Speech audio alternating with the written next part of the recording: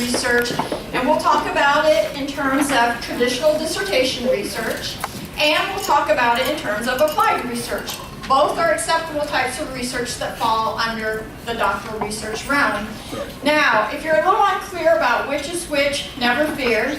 That's where we're going to be working with you, both Residency 1 and Residency 2 students. We'll be talking to you about the differences in those kind of research, answering your questions so you can help determine what might be best for your study. There's also an applied research class, so there's a number of ways we're going to help you know just what the difference is.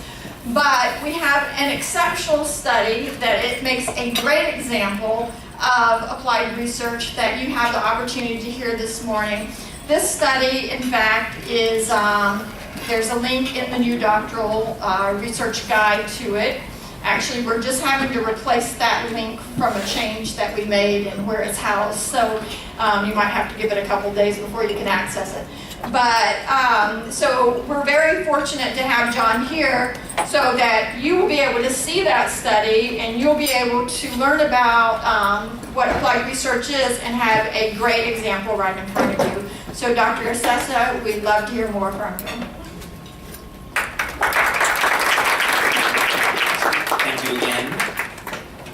So I'll tell you a little bit of a backstory as far as why I wanted to do an applied research study and why I thought that it was so important that I, end up completing my applied research. I was in my Residency 2 and I didn't know what I wanted to do. I had no clue really. I was varying between a couple of different topics and I only had one class left and I was just thinking, what am I going to do? What the hell am I doing here?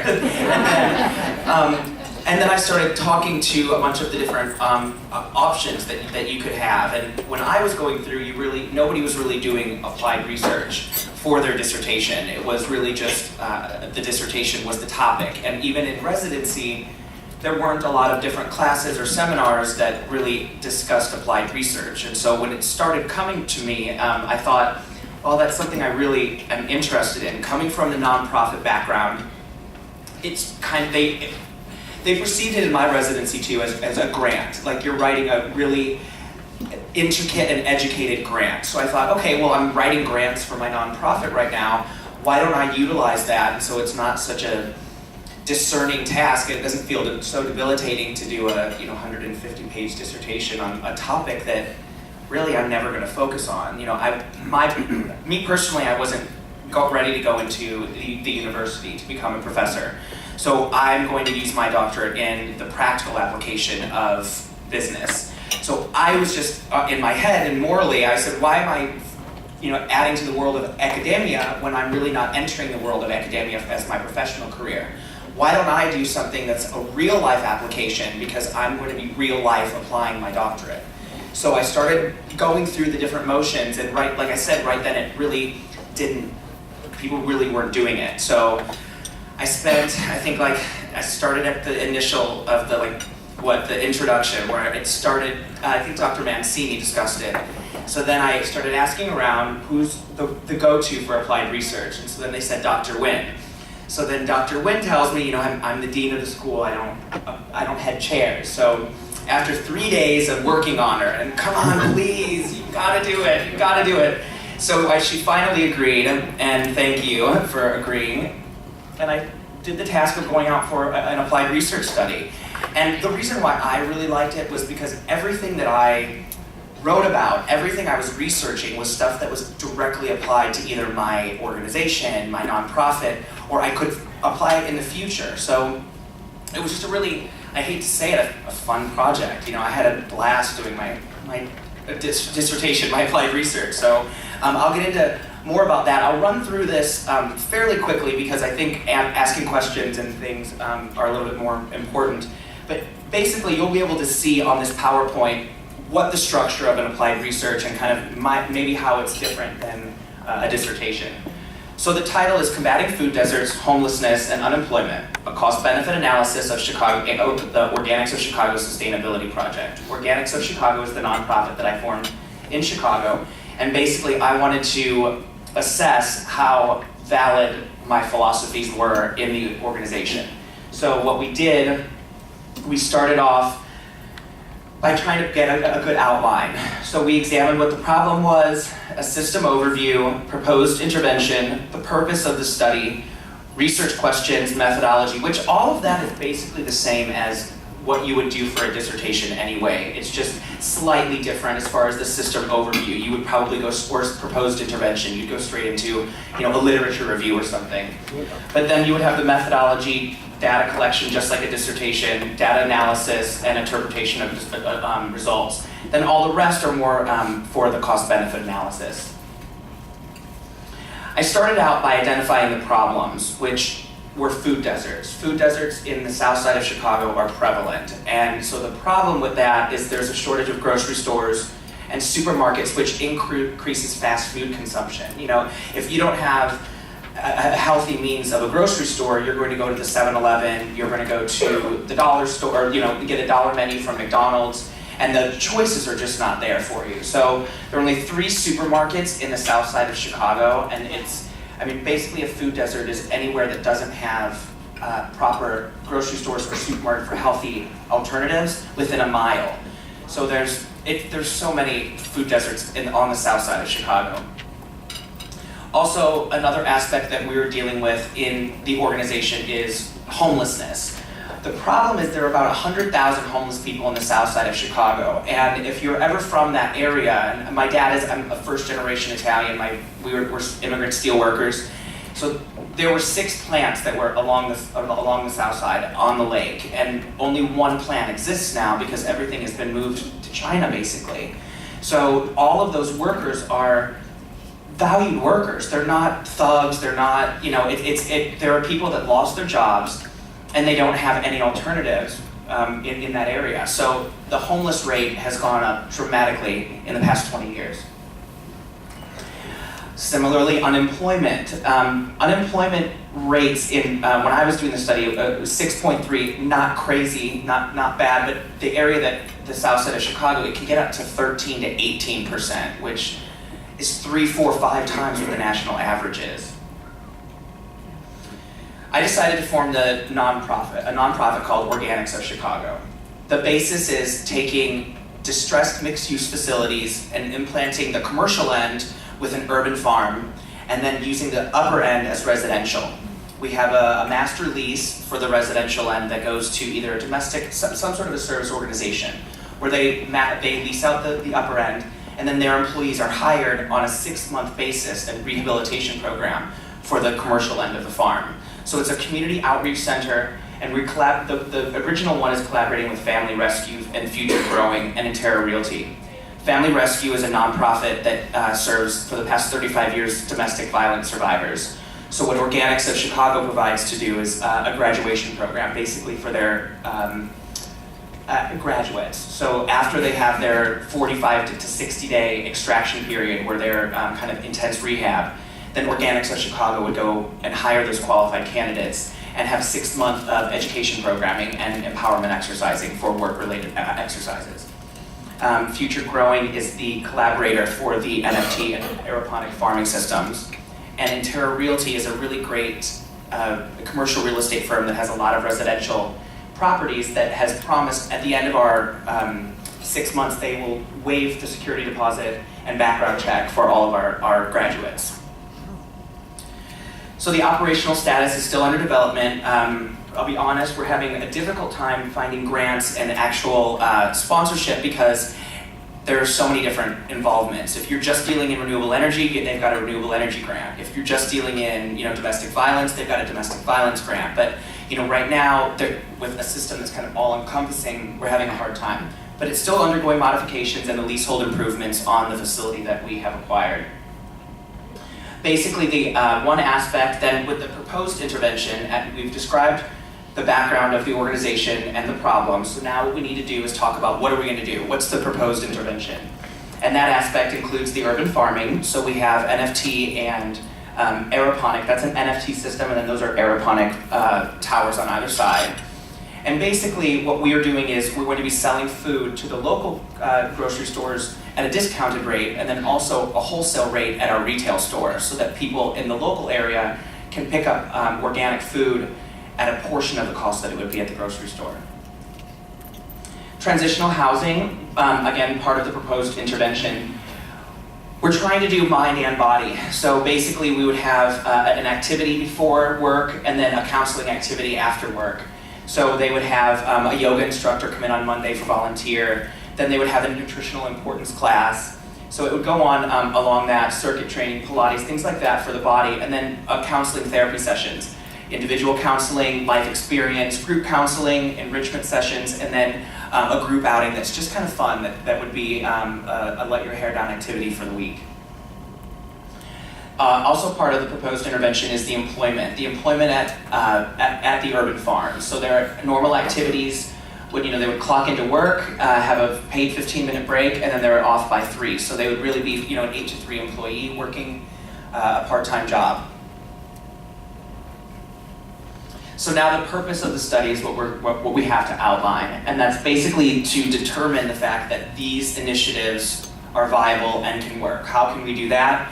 A cost-benefit analysis, and a cost-benefit analysis including both social and revenue aspects, because again, as Dr. Wynn said, the kind of underpinning for the nonprofits that that I have been forming, I guess, is that they can function on their own. When I was doing my research for this, there were so many great organizations that have such a great mission, but then because of economic downturns, they can't get sponsorship dollars and they're out the window.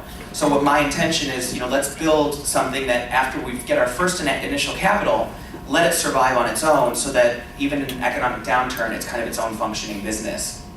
So that's where we started to calculate. We broke it into 3 different aspects.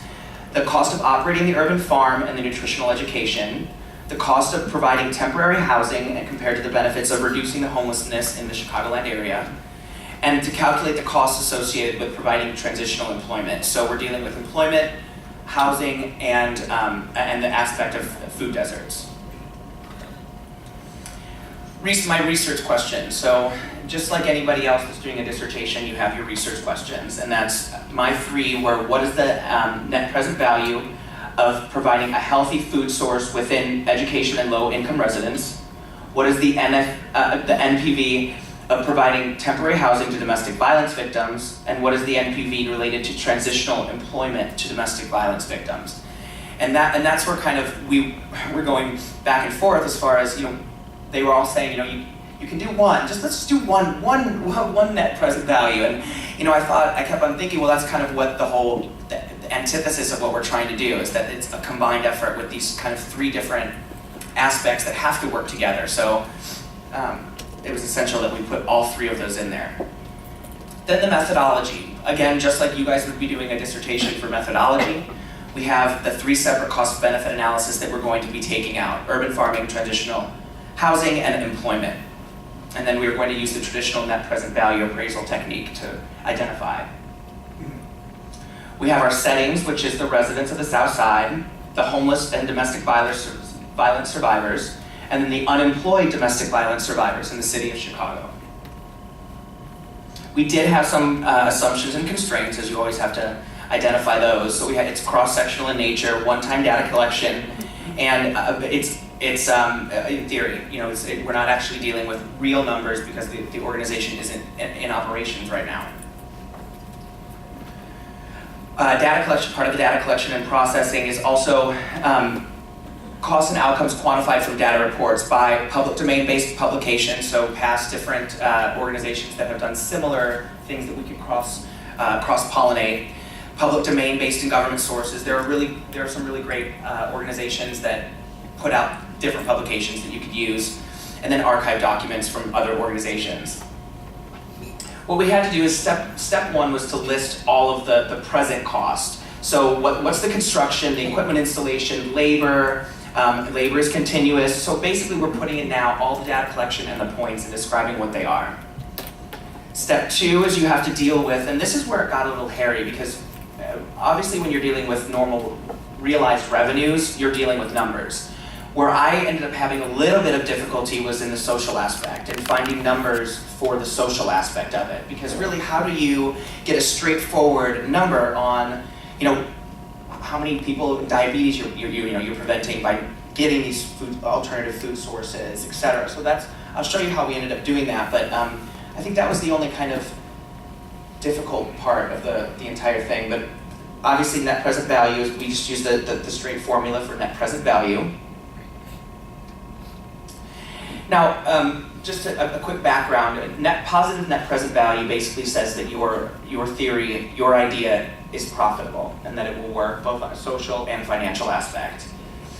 A negative net present value indicates that future outflow of the investment is less than the present, and we should either multiply that with other things that will take away from the negative aspect of it, or the negative revenue, and add positive revenue, or take out that aspect completely. We found what the non-recurring costs are. So basically, 60% of the leasehold improvements, 100% of the aeroponic system costs, 60% would be renewable energy, 60% for selling general administrative, for a total of $490 to complete the non-reoccurring, so to get the organization up and running.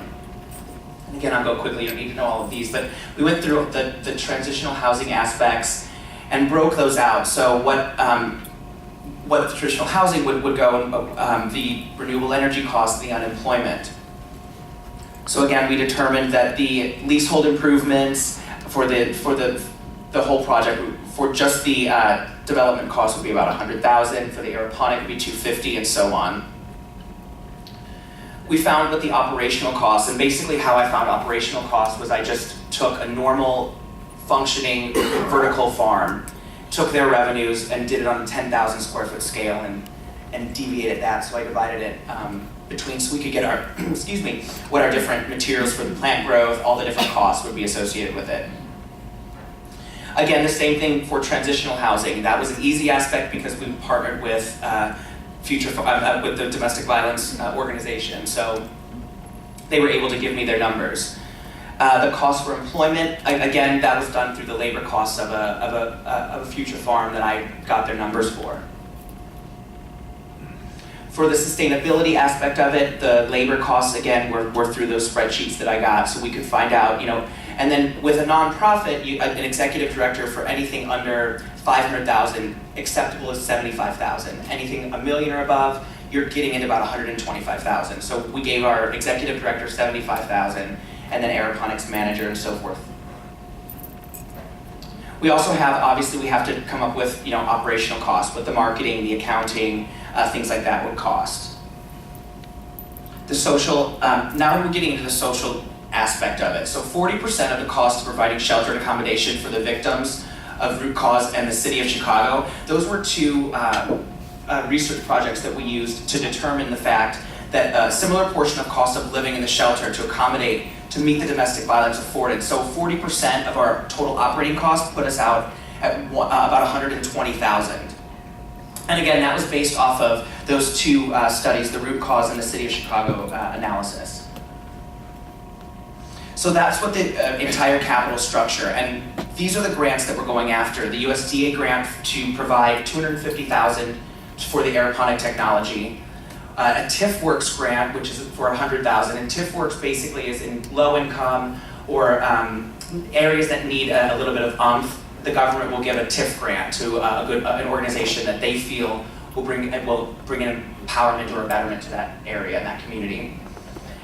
Illinois Department of Economic Commerce and Opportunities would be the renewables. We would like to put geothermal, so the system is maintained at 55 degrees all year round, which is important in Chicago because to go from negative 30 degrees to 55 degrees is a lot of energy costs, so that would be saving a lot of energy cost. And then we figure $75,000 with fundraisers, just personal equity contributions. Then we have to talk about the benefits. The benefits would be that the urban farm recycles 99.8% of the water it's used for organic food production. And obviously coming from California and the food drought right now, I'm definitely feeling the effects. So it's very important. Tower Garden, which are those aeroponic towers, they've even reduced it from a traditional, the use of water about 95% from traditional in indoor farming. So then we went through with value enhancements as far as annual direct sales to consumers on the south side, what the grocery stores, and again, I got all of this through just asking, different people. I looked them up, and that's what I was going to say it later, but I guess this is as good a time as any. A big thing for me was just getting on the phone and calling the people that wrote the studies. Because I was scared when I was in residency 1 and residency 2. I'm like, they don't want to hear this doctor who's wrote this book doesn't want to hear, oh, I'm doing my thesis and I love your stuff. But everybody that I reached out to was ecstatic. You know, Dr. Dixon de Pommier is like the godfather of urban farming.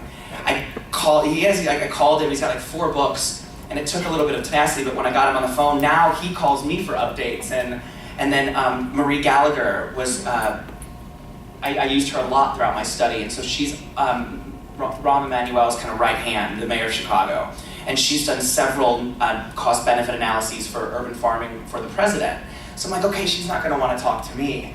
But she's met with me several times, and again, she's one of my go-tos when I call for advice. So don't be afraid to reach out, because, I mean, we're all nerds trying to help anyway, so you know, let's all work together and get it done. As far as benefits, the recurring benefits obviously would be the revenue realized from the farm, which is about $423,000 a year. Traditional housing, the domestic violence or whatever the social aspect that would come in would pay about $125,000 in rent.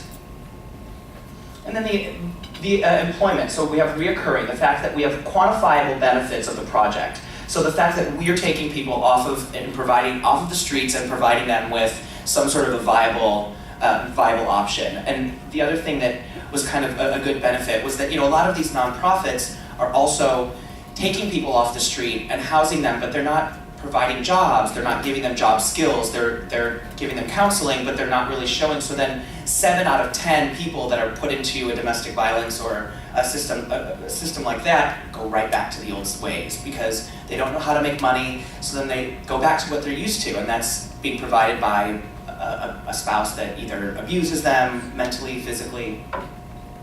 So the idea is to, the old mantra, teach them how to fish. Social benefits, obviously increased awareness of healthy eating. Successful pilot programs do exist. Denver has a couple of really successful programs that we ended up using for our social benefit aspect of our cost benefit. There's expanded food and nutrition programs, and they found that when you provide a safe and alternative discounted rate for healthy food, it saves about $10.36 per person for the city. So that's a pretty big improvement. Social benefits. The city of Chicago estimates 240 per individual is homeless for social services and medical care. So every homeless person that needs medical care or is in a situation where they can't provide, it costs the city of Chicago $248. So that would be another thing that we would be putting into our cost benefit analysis. The employment aspect of it is the social benefits. So the goal is to avoid future incidences, as I said. So the psychological support leads to a decrease in cost of care response services for the city of Chicago. So that's another aspect that you can put in there for about 50 cents to $1 per person. Again, now we're getting into the net present value of the project. And what we found is that for the urban farm, over a 5-year period, the terminal cash flow is about $7 million. So that's was surprising when I actually did it, because I didn't think it was going to be that much. But obviously we're showing that with an internal rate of return of 110%, it's a viable project. The traditional housing, with the revenues that it would be getting from the master leases and the revenues that would be saving the city of Chicago, we say a terminal cash flow with an internal rate of return. The employment was the only aspect as far as us having a negative, but as I was saying, it goes in conjunction with the other 2 systems. So you can't really have a functioning farm without employees. So it's a give and take on the employment aspect. So the entire NFT of the project, MPV of the project, is a payback period of about 1.6 years, and the benefit to cost is about $7.5 million to $4 million, which is about 1.83. Anything that's a really great, healthy project is a 1. So 1.8 is almost double good, I guess, if that's a word. So then just like you would have a normal dissertation, you have conclusions and recommendations. So I just put in what the NPVs were, listed them for the farming, traditional housing, employment, and then the whole organizational and NPV. So my conclusion was that the entire sustainability project, including all three elements, is forecasted as viable and sustainable, and it's recommended that all three aspects of the project are undertaken by the organization. So that's basically my study and how the format of the study was. Now I just want to say a couple of just notes of what I went through that I kind of wish someone would have told me right before I went through, and then I'll open it up to whatever questions you guys have. Don't try and impress with your title and your dissertation, because I mean, once you're accepted by the IRB, you're a doctor, so it doesn't really matter.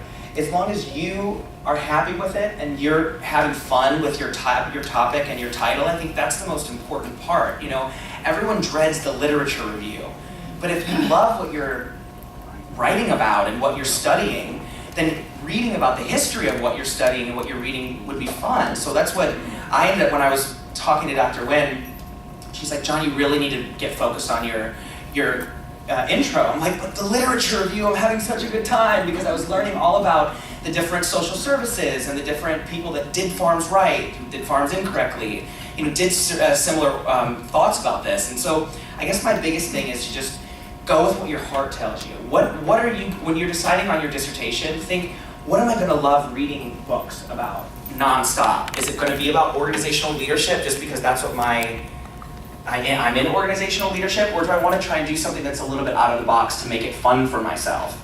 So just make it fun for yourself, because at the end of the day, you're the one that's going to be living with this project for the next year or two. So again, call the authors.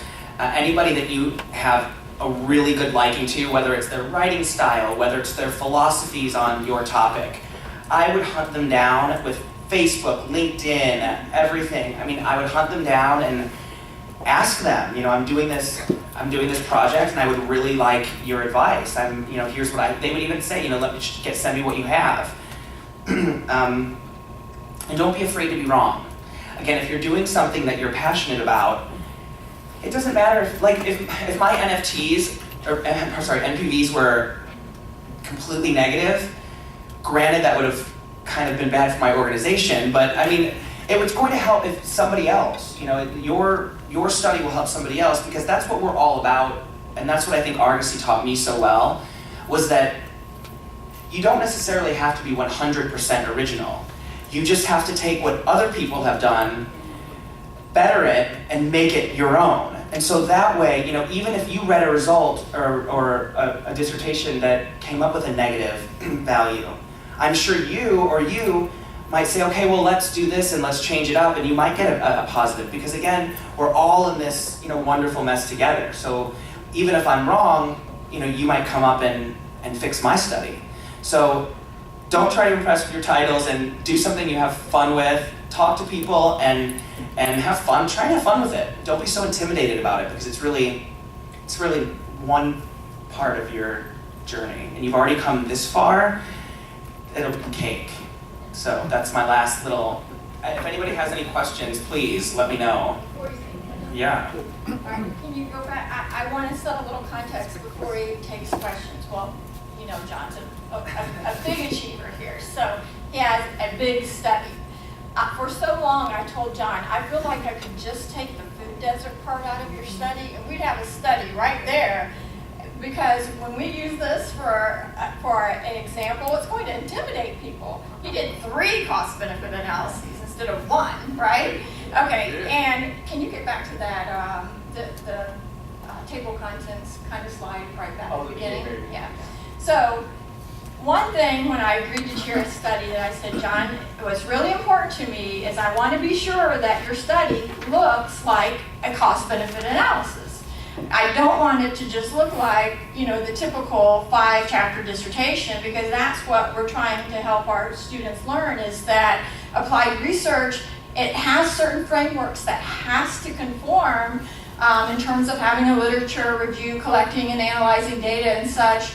But what we had seen up till a couple years ago was that really what we were seeing is more applied dissertations. They still all look like dissertations, even though they were trying to put them in an applied setting. So we've really been working hard to teach students more about applied research, to teach faculty more about applied research options.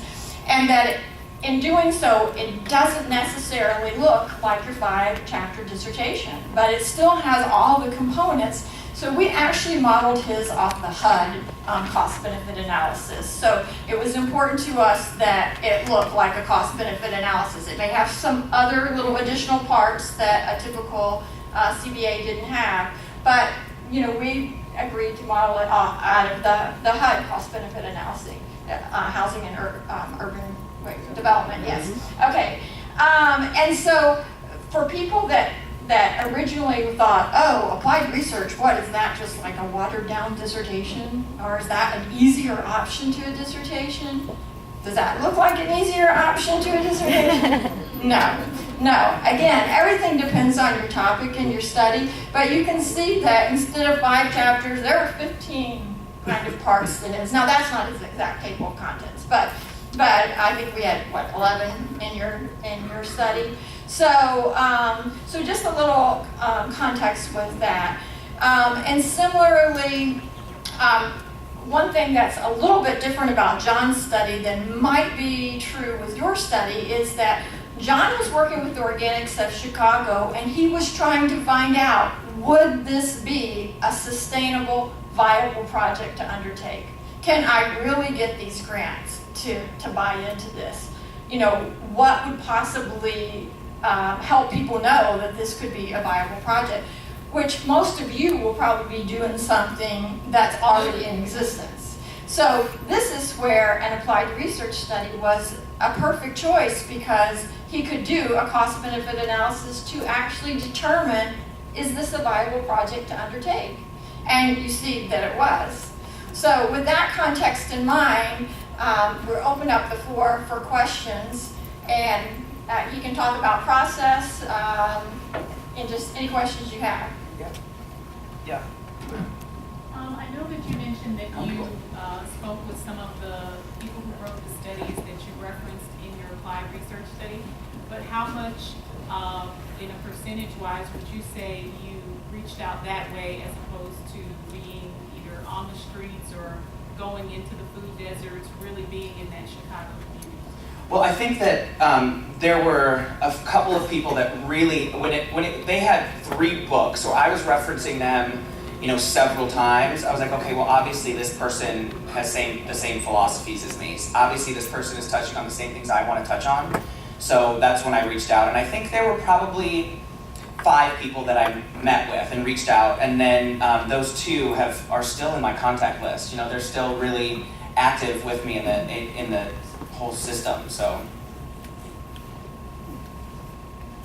with the residential aspect of the project you proposed, can you give me an idea of how many people would be there, or how many families?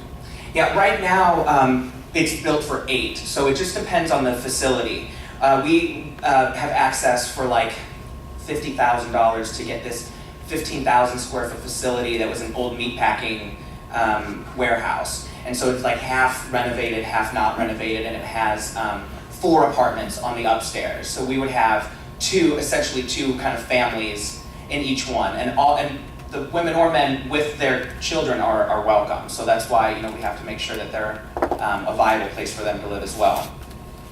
But it just depends on whatever the facility is. I was imagining something much larger, like a 42-unit. Oh, I mean, hopefully in the future. I mean, this first one, we have to crawl before we walk. But I mean, this one but yeah, we have 4 units right now, so we're able to house 8 families. My last follow-up question, Doc.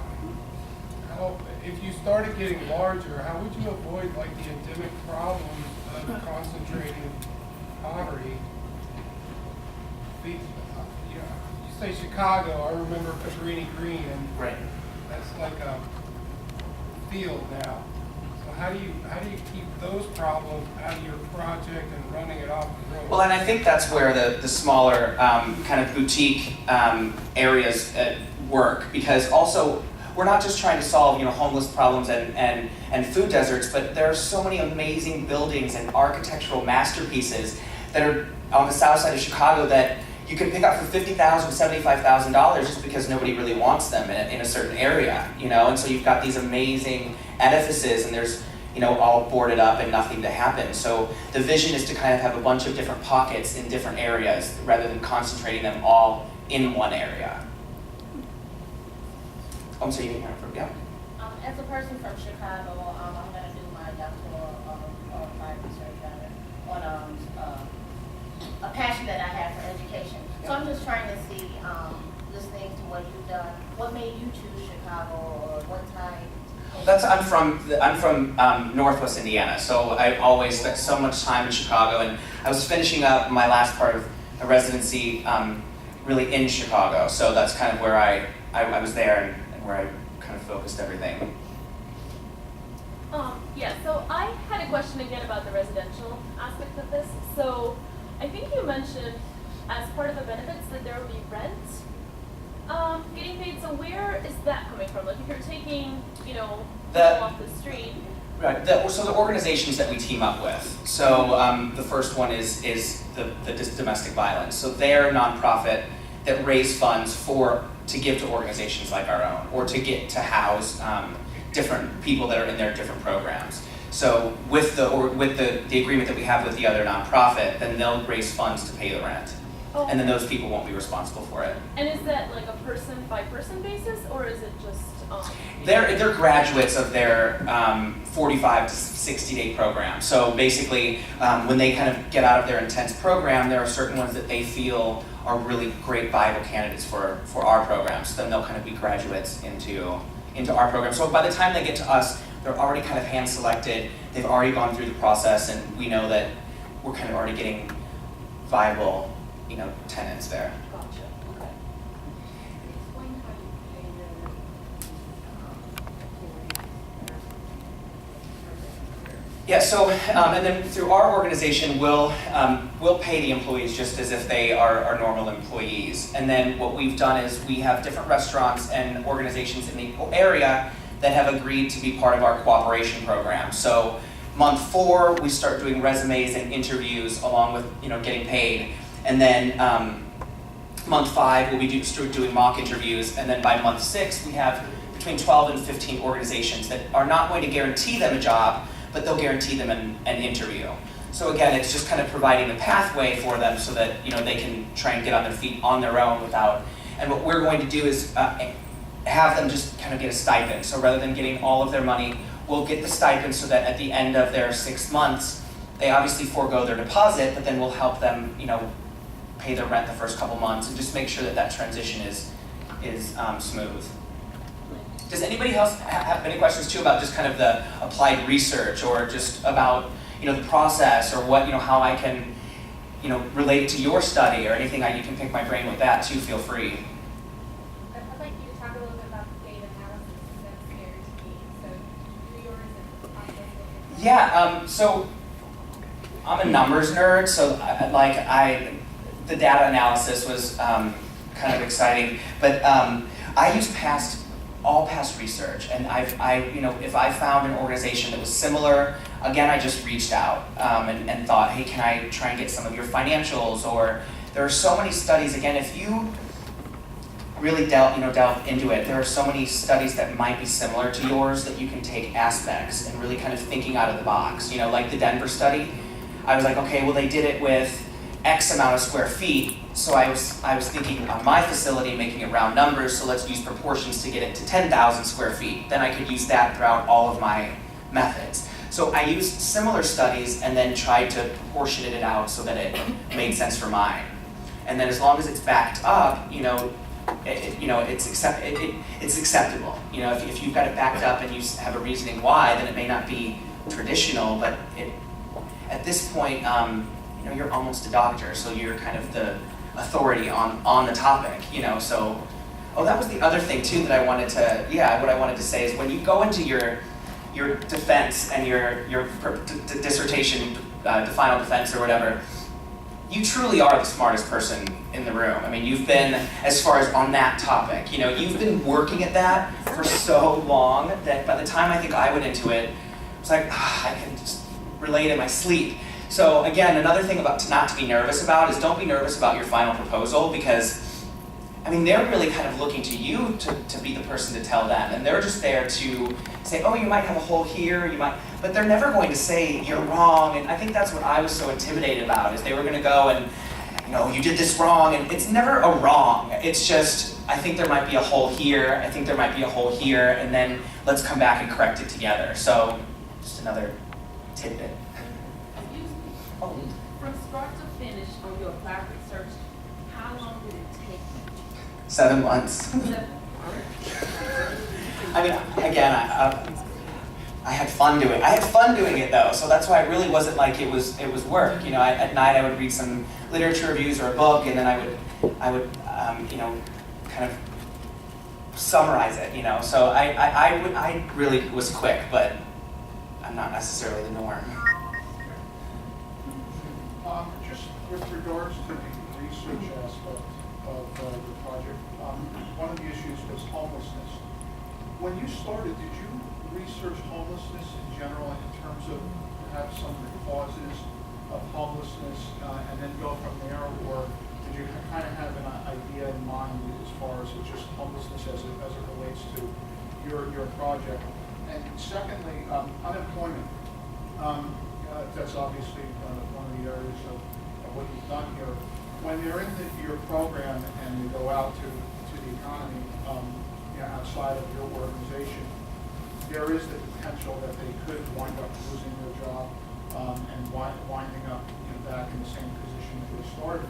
So is there any sort of broader implications from your research that we could possibly extend to society, other areas of society, so that we can prevent some of these problems? Well, I think the first question, I lucked out because I focused on, I got the domestic violence social aspect first. So I had already kind of signed an agreement with them.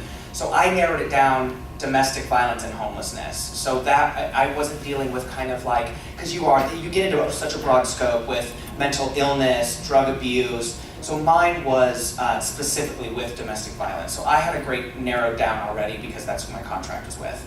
And then as far as, gosh, that's the $1 million question, as far as not having it be a repeat, that's what we're trying. And I think the only answer is education. Educating and empowerment. The domestic violence or people that are homeless, it's a normal routine for them now. So, and then you get down on your own self because you think, well, I'm just gonna end up becoming homeless again. So what's the point of this? What's the point of that? So I think the reason why we did a 6-month program is because 60 days to me doesn't seem like it's a long enough period. I mean, I feel like if you're living and working, you've got to really get into a rhythm and confidence. Like month 4, you're like, yeah, I've had this job for 4 months, and then month 5, you're got your resume and you're interviewing. So then by month 6, you're really confident and you can go out there and face the world. But yeah, I mean, I think there are so many different programs that I think time, education, and empowerment are the only things that we can keep doing. Yeah, and just to kind of follow up, these people obviously they're doing well, they're in good position while they're in the organization. Would we be able to take your research and sort of, do you think, apply it to different areas to sort of restructure our economy, sort of similar to a nonprofit as what you've had? Well, that's what I'm trying to do as far as just templating this as, it's a nonprofit, I'm not trying to make money off of it, then that's the point of it being kind of on a study and being published, is that hopefully other cities or other areas can use this as a template. It doesn't have to be food on the bottom. It can be, whatever commerce is lacking there. With the combination of the residential mixing with the commercial is the object of it. Yeah, and so I would love it, and that's the last part of if you read my dissertation or my applied research, that's the last part, is that I encourage people to use this as a template for other things that are similar in other organizations or nonprofits. Yeah, and several, Detroit, there are a lot of places like in California now that are looking to do something similar to this. So, hopefully with this being published and it being out there and the awareness is raised a little bit, that it'll make a difference, not just in my nonprofit, but with other nonprofits as well, which is again the thing that's great about publishing something as a doctor, because hopefully you know that someone's going to take your work and make it even better eventually, Because you had like different components in your research, you started who did 30 pages, something like that. 35 pages. My whole applied research, I think, was about 130 pages, like 135 pages. I liked doing it. You know, I had, well, just again because I liked my topic, you know, and I liked what I was doing. So every day it was kind of an adventure of what I was gonna find and what I was gonna uncover, and you know, I couldn't wait to. I remember I was like working out all the formulas, and I'm like, oh my God, is it gonna be positive? Is it gonna be negative? I was like pregnant. I never knew, you know. So then finally, you know, it ended up being good. But no, it's because I loved it. I liked what I was researching. So. And on that note, you know, you'll hear your professors, they're going to be saying that to you all weekend. When you pick a topic for your research, it needs to be something you're passionate about. It has to sustain you through the peaks and valleys of what's going to be your doctoral research. Well, obviously, John got something he was really passionate about. And as he said, it could have all come out negative. He still had a study. He still had something that someone could read and say, well, maybe you shouldn't pursue this. Or you're really going to have to make some changes before you pursue this. Or I'm going to pick it up to the next level and do something else. So you don't have to be intimidated thinking you have to be right or that you have to prove something. You don't go in saying, I'm going to prove that this Organics of Chicago works. No, you go in, let's see whether the Organics of Chicago will work. And he found out, you know, that he had one negative, but offset by the positive. But you do have to pick a topic within if you're in organizational leadership, within organizational leadership or whatever, but make it something that, you know, will sustain you, that you're going to love researching like him. He's right. I was like, John, I need you to work on this other part now. Stop writing the that literature review. I need you to work on this part. So, you know, find something like that that makes you that passionate. So we have time for just maybe one or two more questions is all. This isn't a question, this is, you're spot on. I'm Thank from you. the Chicago area and third generation.